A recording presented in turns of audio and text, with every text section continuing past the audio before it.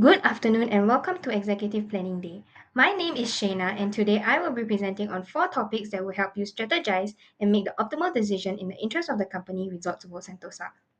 Let's start with macroeconomics and the business cycle. A business cycle depicts the rise and fall in the production of goods and services over time. We can use macroeconomic measures such as GDP growth rate, consumer price index, and unemployment rate to understand the cycle. GDP growth rate or gross domestic product growth rate is the percentage change in the real GDP that is measured either quarterly or annually. Gross domestic product represents the total value of goods and services produced during a specific period within a specific economy. It is the primary indicator of a nation's output and income and allows for measurement of living standards, economic growth, and can be used to determine whether an economy is experiencing recession or expansion. Next is the Consumer Price Index. The Consumer Price Index is a measure of the price level of a fixed basket of goods and services based on the consumption pattern of a typical consumer. It is usually used as a measurement for inflation, which represents the growth in the overall level of prices in the economy. Lastly, we have unemployment rate, which is the percentage of people in the labor force who are unemployed.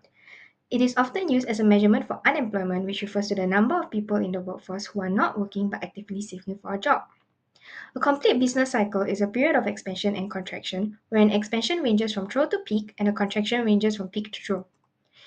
Increase in GDP growth rate would suggest economic growth as there is increase in consumer spending, investment, government spending or net exports. This would indicate an expansion in the business cycle, while decrease in the growth rate would suggest a contraction as total production and employment falls.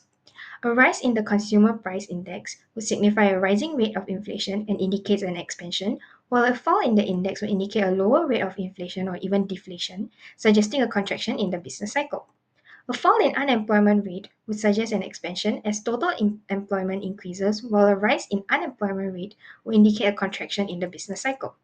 Understanding the general economic conditions and how the business cycle is affected will allow Resorts World Sentosa to better predict economic trends, mitigate risk, and capitalize on opportunities. Let's move on to tariffs and trade wars. Recently, with the election of President Trump in the United States, tariffs and trade wars have been a rising issue. The imposition of tariffs by the US on Singapore exports meant that taxes on exports from Singapore to the United States will increase. This will make exports from Singapore more expensive in the US market, making it less attractive and hence reducing demand for Singaporean goods in the market. As a result, net exports of Singapore would fall. This will result in a fall in aggregate demand, causing the aggregate demand curve to shift left, placing a downward pressure on price level and causing price level and real GDP to fall over time. However, over time, as price level falls, it could result in a fall in resource prices as employees and firms negotiate to maintain real wages. This will lower production costs, leading to a shift of the short-run aggregate supply curve towards the right and bringing the economy back to long-run equilibrium. The imposition of tariffs by the US on Singapore and other nations could lead to a reduction in the trade volume, as US is one of the world's largest importers, and the reduction in demand as a result of the tariffs will cause nations to export less. Secondly, the imposition of tariffs by the US could also result in strained relations between nations. This is as it could cause other nations to counter with retaliatory tariffs to balance the trade deficit. This could potentially lead to a trade war between nations. The imposition of tariffs will also overrule any previous free trade agreement between nations as well, leading to a strained diplomatic and economic relations between nations. Moreover, imposition of tariffs could also lead to a disruption in supply chain as firms relying on imported goods could face higher prices, leading to lower efficiency and delay in logistics.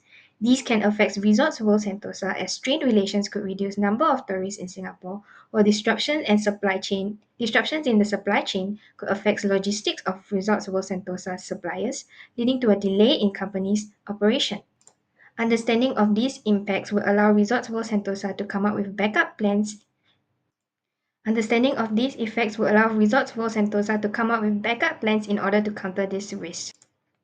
Let's move on to behavioral economics. Behavioral economics is the application of human psychology to explain economic decisions. Behavioral economics considers how human psychology influences the decision making process and argues that individuals are only capable of making limited strategic decisions, while traditional economics only assumes that individuals are rational and considers the benefits and costs of various activities before making optimal decisions. When choosing unhealthy food options over healthy food options, behavioral economics could come into place in explaining why individuals still choose unhealthy food options even when a change is preferred. One explanation is the status quo bias, where individuals prefer to maintain current situation over change. Even though healthy food options provide plenty of benefits in the long term, people often turn to unhealthy food options due to its familiarity and ease compared to the uncertainty of benefits from healthy eating. Another explanation is the present bias preferences. People prioritize instant gratification of consuming unhealthy foods, such as the taste and convenience of such foods. Even when the idea of healthy food is preferred for its long term benefit, the instant gratification from consuming unhealthy food can override those future benefits, hence preventing change. Lastly, the framing effect shows how individuals change their choices based on how it is presented. For instance, most unhealthy foods, such as fast foods, are often marketed for being cheap and convenient. Unhealthy snacks are being placed at eye level, making it easily accessible. In contrast, healthy foods are often less convenient as they require more preparation and are more expensive. Thus, this increases the likelihood of people choosing unhealthy choices.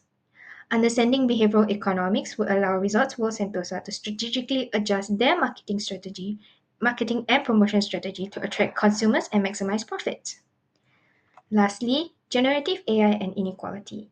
Generative AI is artificial intelligence that creates content such as text, images, codes, and automates cognitive tasks traditionally performed by humans. Inequality refers to the uneven distribution of income and wealth among individuals, resulting in disparities in opportunities and pay. Generative AI leading to job displacement.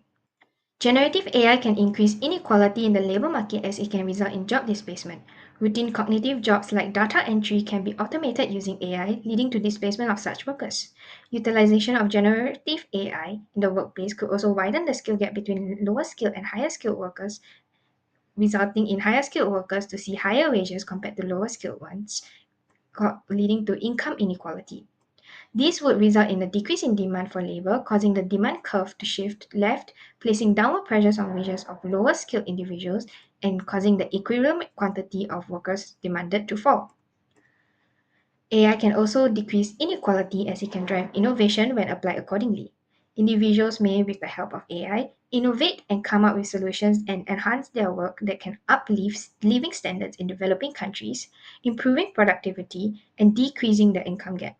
In addition, the increase in productivity of AI because of AI use can lead to business growth and job creation, creating resulting in increase in labor demand and shifting the demand curve towards the right. Moreover, AI also allows individuals the same access to the same set of tools and information and lowers the entry barrier for certain complex jobs such as coding, leveling the playing field for all, and reducing disparities in opportunities. This increases the supply of workers in the labor market as it opens up more opportunities and changes the composition of workforce, shifting the supply curve towards the right. These shifts put a downward pressure on the wages of higher skilled workers and competition rises. These shifts puts a downward pressure on the wages of higher skilled workers as competition rises and increases equilibrium property. These shifts put a downward pressure on wages of higher skilled workers as competition rises and increases equilibrium quantity of workers demanded. In the next 5 years, as AI progresses, it is likely that the inequality will increase. The use of AI in the corporate setting would likely result in displacement of workers from jobs as automation sets in. Moreover, not all demographics have the same access to AI tools yet, leading to wider knowledge and skill gaps. Furthermore, it would take a substantial amount of time before benefits of AI can be in the workplace can be seen, and it also takes time for workers to upskill. Hence, it is likely that inequality will increase in the next 5 years as AI progresses in the workplace. Understanding of AI and inequality will allow company to effectively incorporate AI into its operations to maximize productivity and profits. With that, I leave you with a summary of the key insights shared today. Thank you for watching.